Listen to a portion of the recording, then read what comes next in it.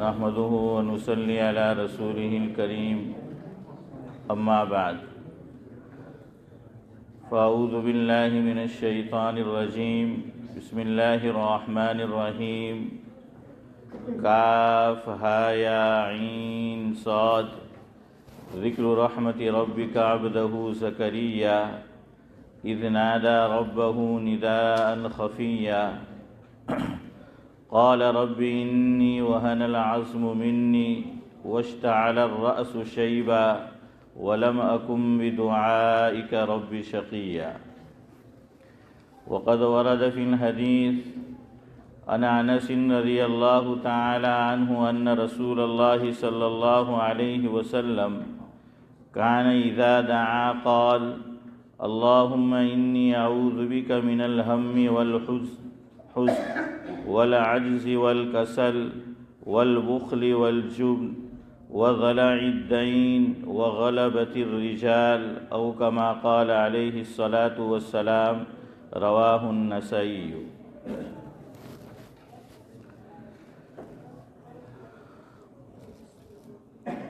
شاعر مشرق علامہ اقبال علیہ الرحمہ لکھتے ہیں کہ اللہ تبارک و تعالیٰ کا بندوں سے یہ شکوہ ہے کہ میں تو دینے کو تیار ہوں مگر کوئی جھولی پھیلانے والا ہی نہیں ہے، کوئی مانگنے والا ہی نہیں ہے. کوئی مانگنے والا ہو، جھولی پھیلانے والا ہو تو ہم اس کے دامن کو بھر دیتے ہیں.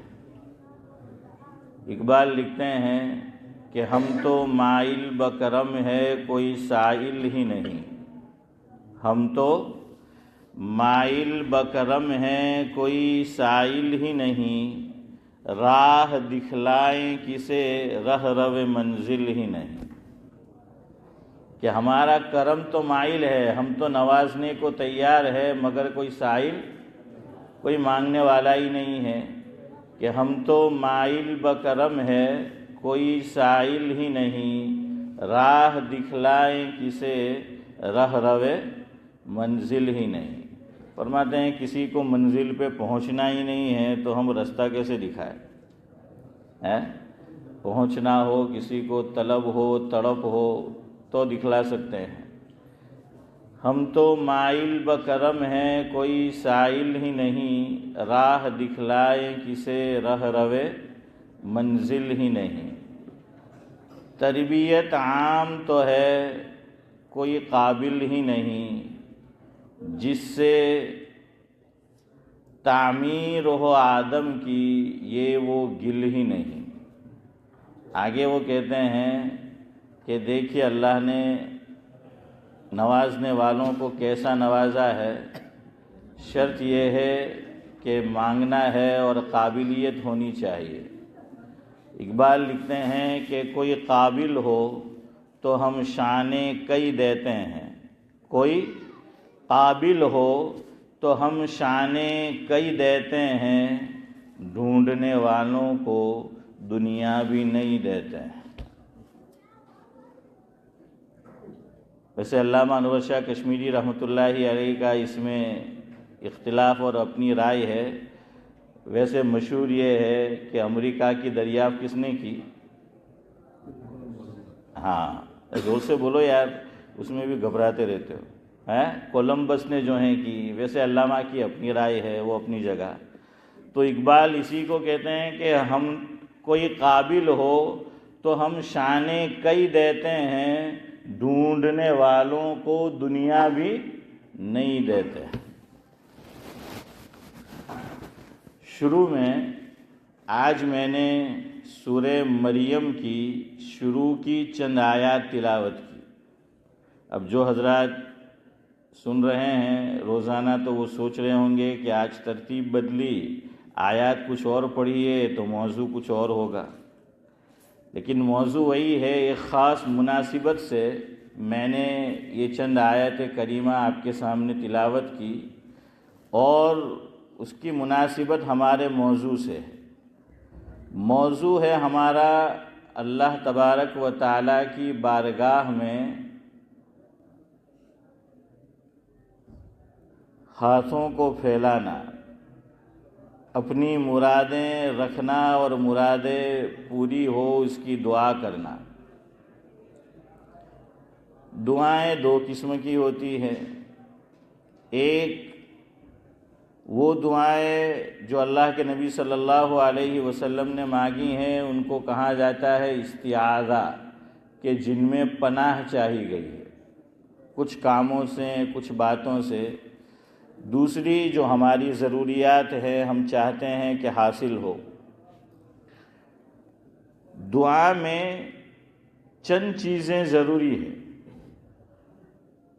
تب اللہ تبارک و تعالی مانگنے والے کی جھولی کو بھرتا ہے۔ ان میں ایک چیز کا ذکر سورہ مریم کے شروع میں ہوا ہے، تو میں اور آپ بھی اللہ رب العزت سے جب مانگے تو یہ کیفیت جس کا ذکر اللہ رب العزت نے حضرت زکریا علیہ السلام کے واقعے میں کیا ہے وہ ہمیں حاصل ہونا چاہیے۔ اذ نادى ربه نداء خفیا، اللہ رب العزت فرماتے ہیں مفہوم یہ ہے کہ حضرت زکریا علیہ السلام نے ہمیں کیسے پکارا؟ خفیہ طور پر، چپکے سے۔ اس سے علماء نے لکھا کہ سری دعا کی فضیلت ہے جہری پر۔ ہاں کوئی ضرورت ہو اور آدمی جہری دعا کرے وہ ایک الگ بات ہے، ورنہ دعا کا ادب اور اصول یہ ہے کہ کیسی ہونی چاہیے؟ سری ہونی چاہیے۔ اسی لیے تو آیت کریمہ کا نزول ہوا تھا کہ وَإِذَا سَأَلَكَ عِبَادِي عَنِّي فَإِنِّي قَرِيب۔ اللہ فرماتے ہیں مفہوم یہ ہے کہ محبوبم آپ فرما دیجئے کہ جب مجھ سے سوال کرنا ہو تو چلا چلا کر مت مانگو۔ اچھا دعا میں یہ بھی لکھا ترنم سے مت مانگو۔ اب یہ نیا سلسلہ، نیا ٹرینڈ دیوبندیوں میں شروع ہوا۔ کچھ لوگوں میں درود شریف جھوم جھوم کر اور ترنم سے مانگتے تھے، اب ہمارے یہاں دعائیں ترنم سے مانگی جاتی ہے۔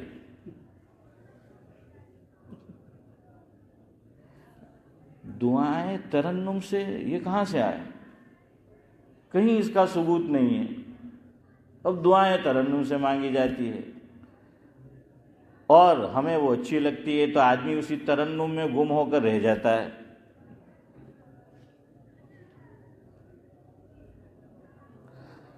خیر، میں یہ کہہ رہا تھا کہ دعا یہ آہستہ ہونی چاہیے، اسی لیے حضرت امام ابو حنیفہ علیہ الرحمہ کی رائے اور مسلک یہ ہے کہ جب نماز میں زور سے سورہ فاتحہ کی تلاوت ہو اور امام صاحب غیر المغضوب علیہم ولا الضالین کہے تو آمین کیسے کہنی ہے؟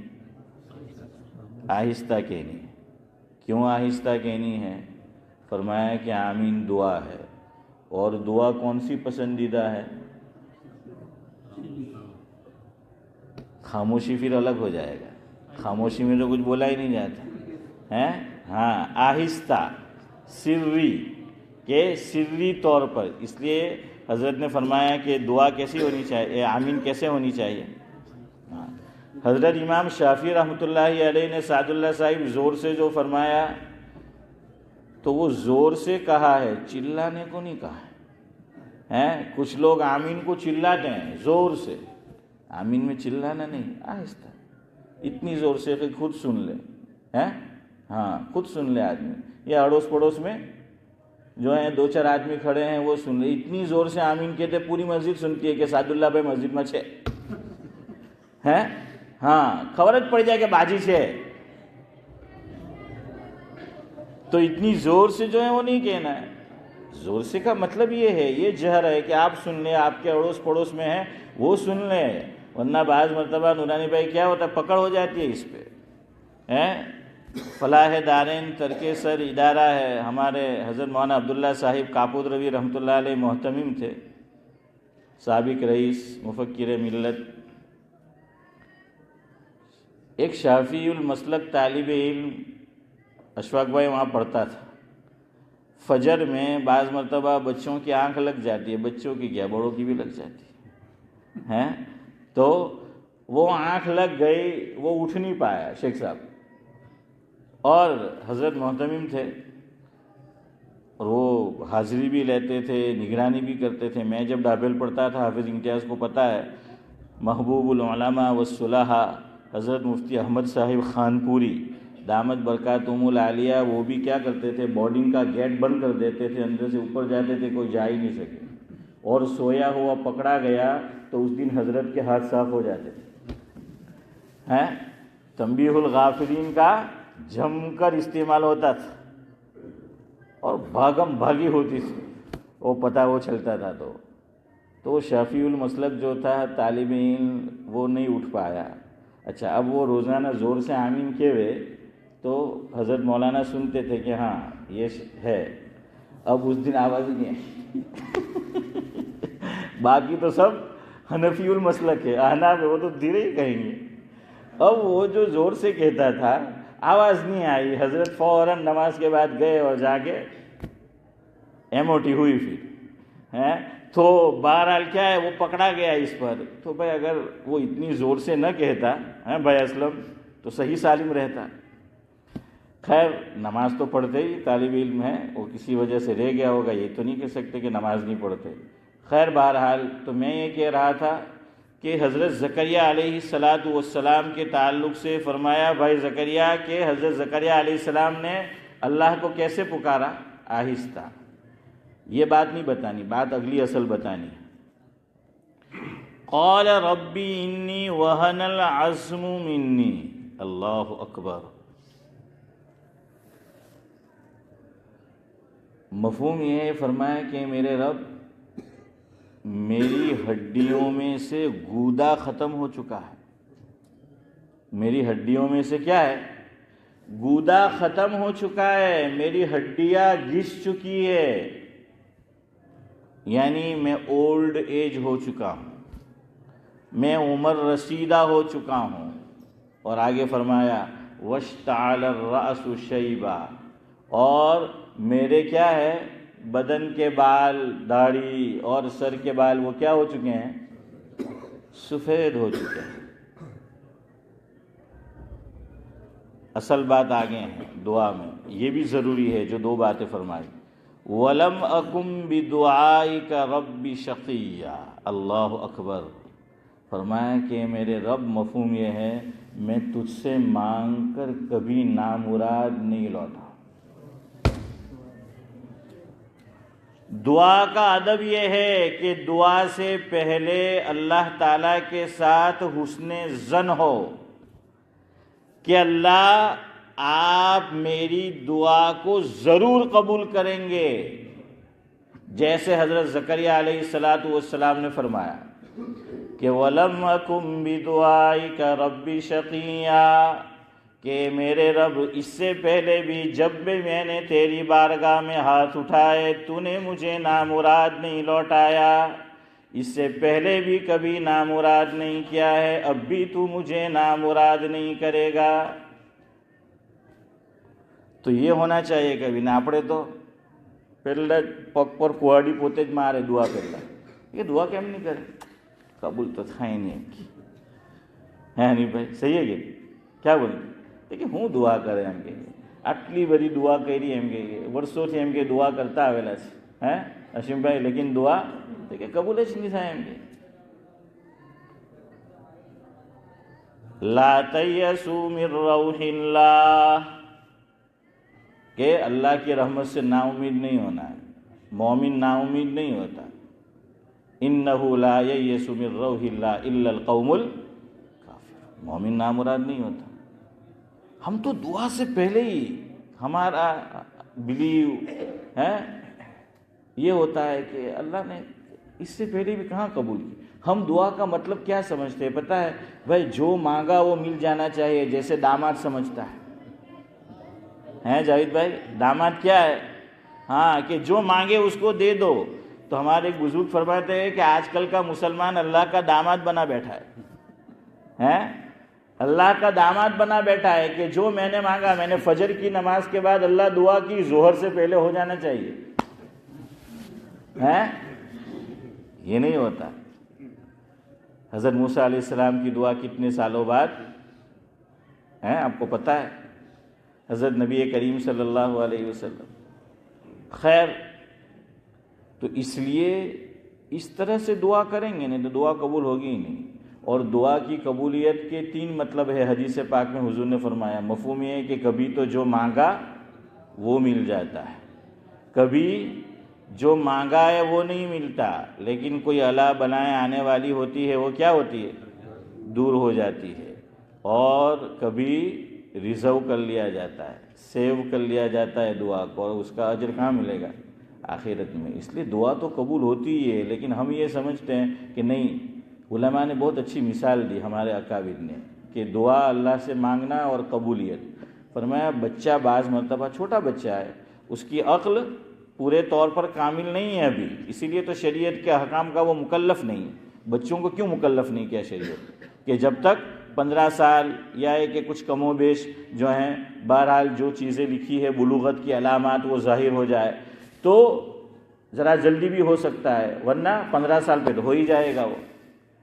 تو کیوں مکلف نہیں کیا ہے؟ اس لیے کہ اس کی جو ذہنی صلاحیت ہے، جو عقل ہے، وہ کیا ہے؟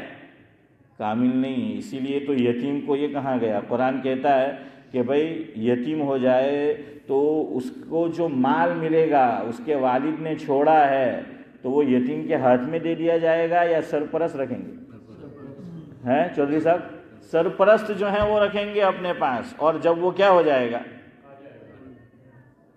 تو بہرحال میں آپ کو یہ کہہ رہا تھا کہ بچے کی عقل جو ہے اس میں وہ چیز نہیں ہے جو ہونی چاہیے، اس لیے شریعت نے مکلف بھی جو ہے وہ نہیں بنایا جب تک وہ 15 سال کا یا کم و بیش جو ہے وہ نہ ہو جائے۔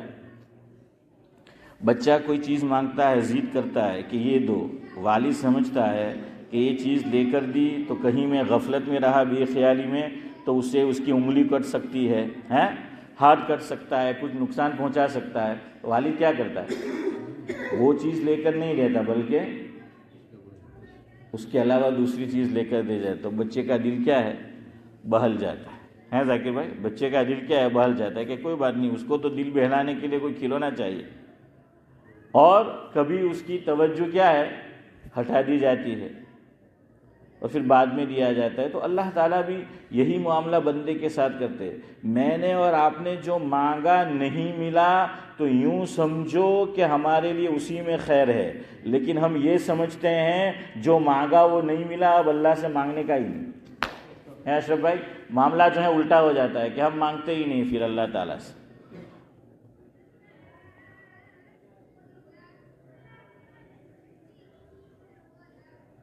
خواجہ عزیز الحسن مجذوب رحمۃ اللہ علیہ کا شعر ہے، وہ کھولے در یا نہ کھولے تو اپنا کام کر، وہ کھولے در یا نہ کھولے تو اپنا کام کر، یعنی صدا لگائے جا۔ کہ دعا کی قبولیت ہوئی یا نہیں ہوئی، یعنی بظاہر کہ نظر نہیں آئی، ہمارا کام کیا ہے؟ صدا لگانا ہے۔ ہم تو فقیر ہے۔ اللہ نے فرمایا یا ایھا الناس، کیا ہے حافظ صاحب؟ یا ایھا الناس وانتم الفقراء واللہ هو الغنی الحمید۔ ہم تو کیا ہے؟ سراپا فقیر ہے، اور فقیر نخرے کرتا ہے۔ انڈیا میں آپ دیکھتے ہیں وہ کشکول لے کر آتا ہے، کشکول وہ لے کر آتا ہے، کشکول تو کیا کرتا ہے؟ آواز لگاتا ہے۔ ہمارے حضرت مولانا ابرار احمد صاحب دھلیوی رحمۃ اللہ علیہ فرماتے تھے کہ وہ جو سائل اور فقیر ہوتا ہے وہ باہر کیا آواز لگاتا ہے؟ جو دے اس کا بھی بھلا، جو نہ دے اس کا بھی بھلا۔ لیکن حضرت فرماتے ہیں دونوں جملوں میں آواز دیکھنا، پہلے میں زور سے بولے گا جو دے اس کا بھی بھلا، جو نہ دے اس کا بھی بھلا ہے۔ تو اصل میں بھلا اسی کا ہے، کیا ہے؟ جو دے ہے بھلا کیا ہے؟ وہ کہہ رہا ہے کہ بھلا اسی کا ہو سعد اللہ صاحب جو دے۔ لیکن دیکھیے وہ مایوس نہیں ہوگا، آپ نہیں دیں گے وہ پھر واپس آئے گا۔ اس لیے تو بعض مرتبہ ہم غصے ہو جاتے، اللہ بے وقت نہ کرو، ہم نہیں پڑے رہے ہیں نہیں، اور پھر بھی نہیں سنتا تو ہم دے دیتے ہیں کہ اب یہ واقعی کیا ہوگا، ضرورت مند ہوگا. ہم کیا سمجھتے ہیں کہ نہیں، میرے ڈانٹنے کے باوجود یہ جا نہیں رہا یا چلا گیا واپس آیا، اس کا مطلب ہے اس کو کیا ہے، ضرورت ہے. تو اللہ تعالیٰ سے بھی ہم مانگتے رہیں گے تو اللہ بھی اللہ تعالیٰ بھی کیا ہے کہ بھئی چلو بندہ بار بار ایک چیز مجھ سے مانگ رہا ہے، چلو اس کو دے دو جو مانگ رہا ہے. لیکن ہم تو ایک مرتبہ مانگ کر کیا ہے، خاموش ہو جاتے ہیں کہ بھئی نہیں، ہماری ڈیمانڈ کیا ہے، وہ پوری ہونی چاہیے. تو فقیر کی طرح ہم تو سراپا فقیر ہے. اللہ تعالیٰ سے کیا ہے، مانگتے رہو، دروازہ کھٹکھٹاتے رہو، اس پہ دستک دیتے رہو، اور اس یقین کے ساتھ مانگو کہ میں نے جو مانگا ہے اللہ تعالیٰ میری دعا کو ضرور قبول کرے گا. 3 میں سے ایک چیز ہوگی. علماء لکھتے ہیں کتابوں میں، فعل الحکیم لا یخلو عن الحکمہ. مفہوم یہ ہے کہ حکیم کا فعل حکمت سے خالی نہیں ہوتا. کتابوں میں لکھا ہے، ایک بات آپ کو میں سناؤں، کہ بعض لوگ اللہ سے دولت مانگتے ہیں کہ مجھے امیر بنا دے، مالدار بنا دے. اللہ نہیں بناتے، اللہ اس کو نہیں دیتے مال.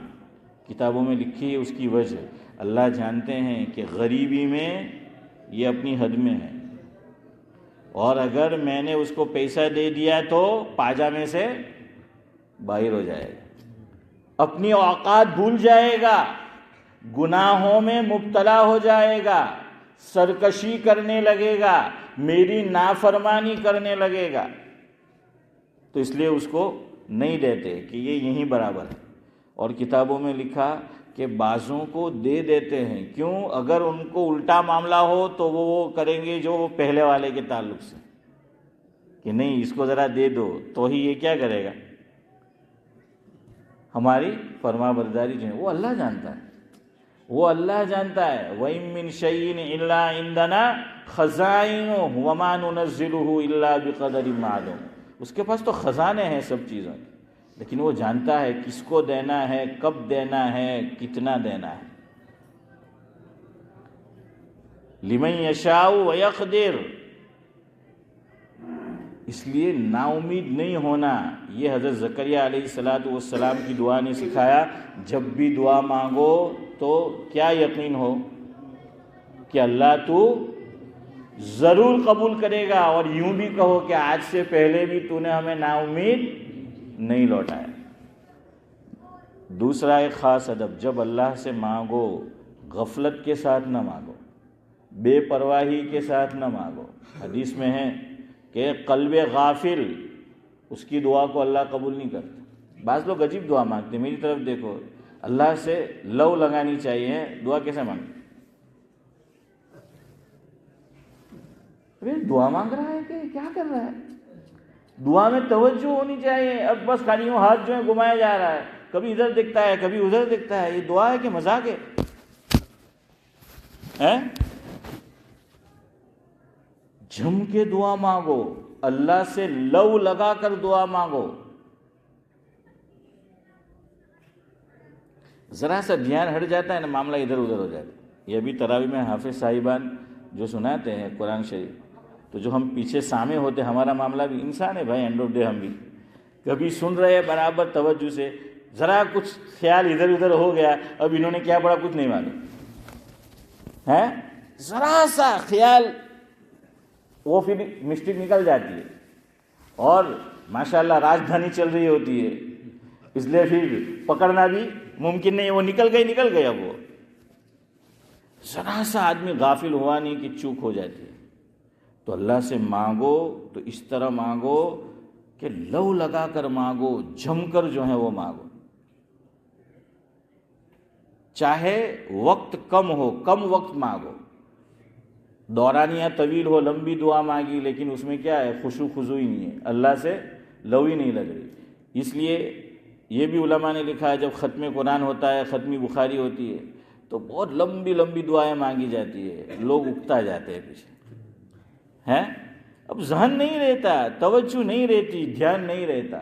تو بھئی اتنی لمبی دعا کی بھی ضرورت نہیں ہے. ایسے موقع پر حضور سے جو لمبی دعائیں ثابت ہے چند مواقع پر، ان میں یہ مواقع جو ہم مانگتے ہیں وہ نہیں ہیں. اب جہاں لمبی مانگنا کوئی نہیں مانگتا، حضور اکرم صلی اللہ علیہ وسلم نے سب سے لمبی دعا کہاں مانگی ہے شیخ صاحب؟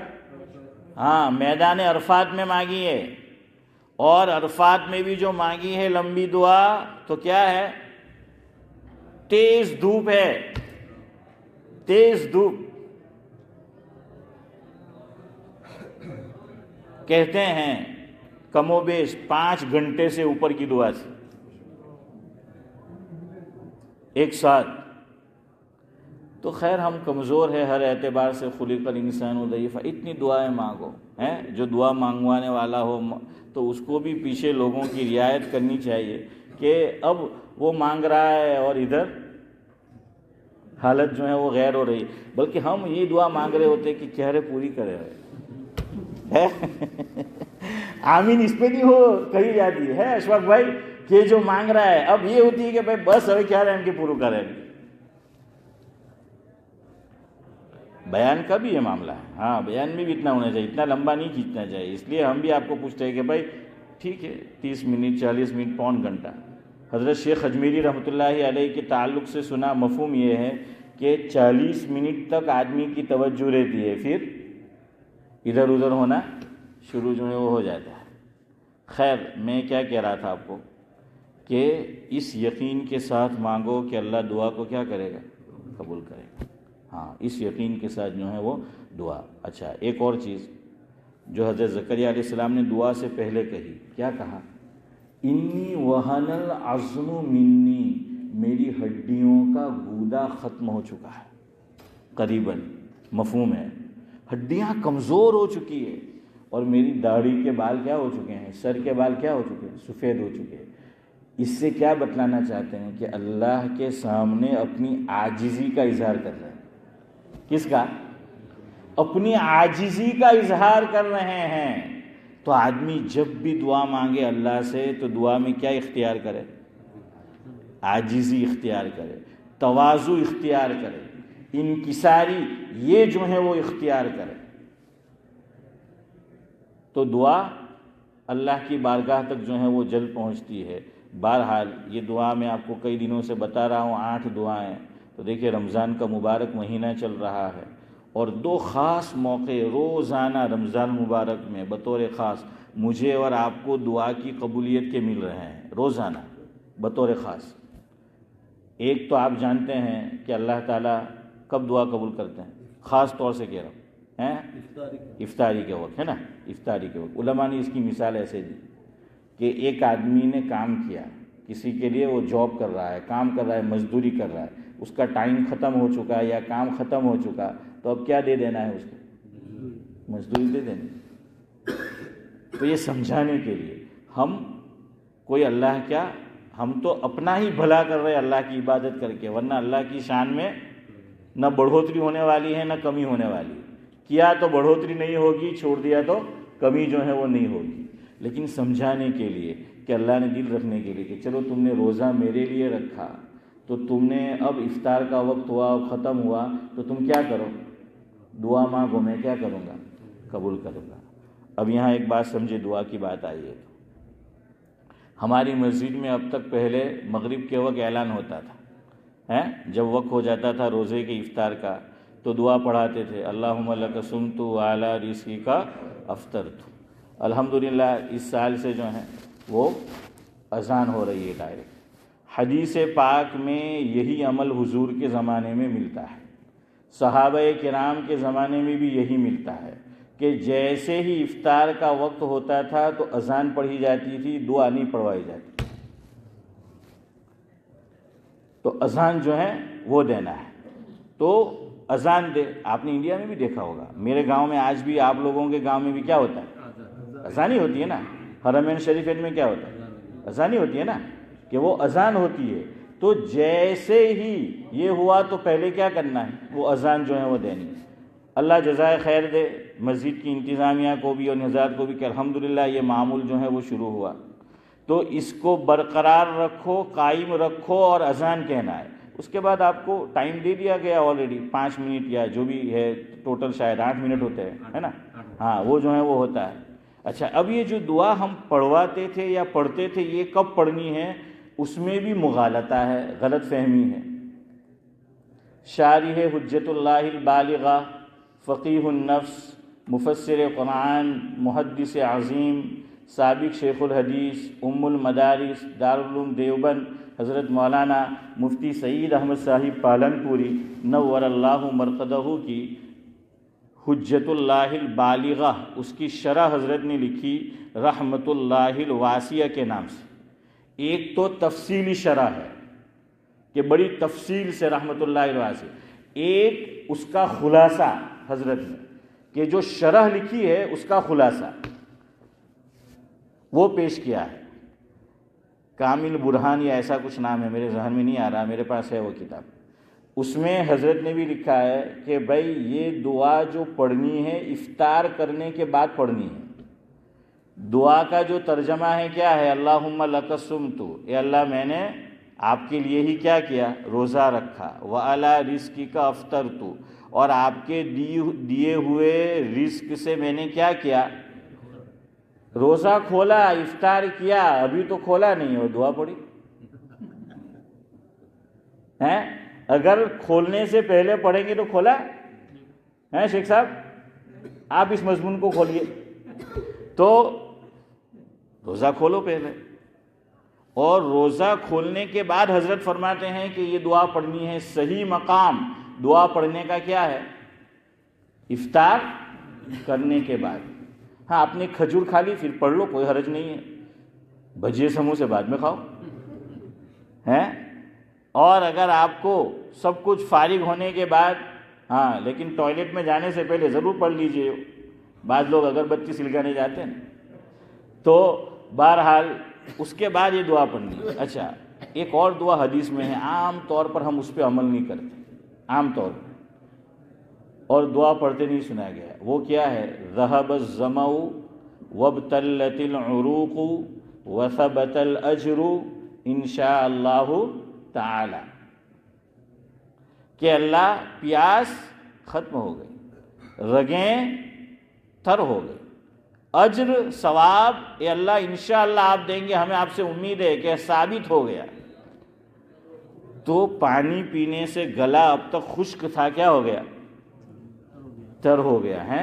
تو یہ دعا بھی یاد کرو۔ 4 جملے ہیں، زیادہ جملے، زیادہ بڑی دعا نہیں ہے کہ، اور کتنا اچھا مفہوم ہے، یہ بھی پانی پی لینے کے بعد یہ دعا پڑھو ہیں، یا پھر کیا ہے، روح افزا کے بعد اب روح کو کیا کرو؟ فرحت بخشو ہیں، روح افزا۔ ہاں کم بخت کیا کیا جہاد ڈھونڈ لاتے تھے کہ روح افزا جہاد ہیں، وہ بابا رام دیو وہ نکال لایا تھا ابھی درمیان میں، روح افزا کے خلاف کیا ہے؟ کیس دائر کروایا تھا۔ خیر، تو کیا ہے؟ ذہب الظمأ وابتلت العروق وثبت الاجر انشاء اللہ تعالی، کہ پیاس کیا ہو گئی؟ بجھ گئی، رگیں کیا ہو گئی؟ تر ہو گئی، اجر کیا ہو گیا؟ ثابت ہو گیا انشاءاللہ، اور ہمارے بیان کا وقت ختم ہو گیا ہے۔ ہمارے یہاں انڈیا میں البتہ ایک چیز ہوتی ہے گاؤں میں کہ سحری کے وقت اعلان ہوتا ہے کہ سحری کا آخری وقت ختم ہونے میں 10 منٹ باقی ہے، پھر ہوگا کہ سحری کا آخری وقت ختم ہو گیا۔ ہماری مسجد میں ہمارے محلے کا واقعہ ہے، مؤذن صاحب ایک آدمی کو موقع ہی نہیں دیتے تھے سحری میں بولنے کا، اور وہ کئی دنوں سے موقع ڈھونڈتے رہے۔ ہاں یہ مؤذن ہے نا، بڑی عجیب مخلوق ہے، کسی کو موقع دیتی ہی نہیں ہے۔ ہاں یہ بڑی عجیب مخلوق ہے، بالکل موٹی چمڑی کی۔ تو بہرحال ہاں جس کو دینا چاہیے ان کو دو کہ وضاقتہ کیا ہو؟ صحیح ہو، اذان بھی صحیح پڑھتا ہو۔ تو بہرحال آپ گاڑی کس کو چلانے دیں گے ہیں جاوید بھائی؟ تمہاری کون ہے آپ کو خبر نہیں، آپ بھی کی کہ بھائی جس کو کیا ہے آتا ہو، ورنہ تھوڑی دیں گے کہ بھائی پتہ نہیں کیسے کیا کر دے گا، جنازہ نکل جائے گا اس کا، تو آتا ہو تو دو۔ تو اب وہ لڑکا تھا، اب انہوں نے وہ مائک مؤذن صاحب نے شروع کیا ہے کہ دیویج نہیں موقع، تو کہ سحری کا آخری وقت ختم ہو چکا کی جگہ جلدی جلدی میں سحری کا آخری وقت چوئی ہو چکا ہے کیا ہے؟ تو بہرحال وہ اعلان ہوتا ہے. تو یہ دو دعائیں پڑھو، کب پڑھنی ہے وہ موقع بھی بتلا دیا، اور کوئی سنت کے مطابق یا سنت سے قریب کام ہمارے معاشرے میں، ہمارے گھر میں، ہماری مسجد میں شروع ہو، اس کو اپریشیٹ کرنا چاہیے. ہمارا معاملہ وہ نہیں ہونا چاہیے جو قرآن نے کہا انا وجدنا آباءنا، کہ ہمارے باپ دادا ایسا کرتے تھے اس لیے ہم بھی وہی کریں گے. آج سے اتنے سال 1900 نے چمبوتے تھی ایم کے کیزر روڈ پر مسجد ایم کے قائم تھے تو ہمیں تو اوچ کرتا ہوتا تو ہمیں نہیں آفتا سے زور لگاؤ کہ پاچا آؤ ریٹرن باک ہیں. نہیں، کوئی کام کیا ہے سنت کے مطابق ہو یا سنت سے قریب تر ہو تو اس کو اپریشیٹ کرنا چاہیے، اس کو سراہنا چاہیے اور خود بھی اس پر عمل کرنا چاہیے. اللہ تعالیٰ مجھے بھی کہیں سنی گئی باتوں پر عمل کی توفیق عطا فرمائے، اور آپ حضرات کو بھی. رات کو جو مجلس ہوتی ہے تو انشاءاللہ یہ ہاسوٹ میں جو ادارہ ہے مظہر سعادت، تو وہاں کے سابق محترم مولانا عبداللہ صاحب پٹیل رحمۃ اللہ علیہ، ان کے صاحبزادے کا انشاءاللہ بیان ہوگا. مولانا عبید وہ آنے والے ہیں تو رات میں وہ انشاءاللہ گفتگو کریں گے. سبحان اللہ بحمدہ، سبحانک اللہم وبحمدک.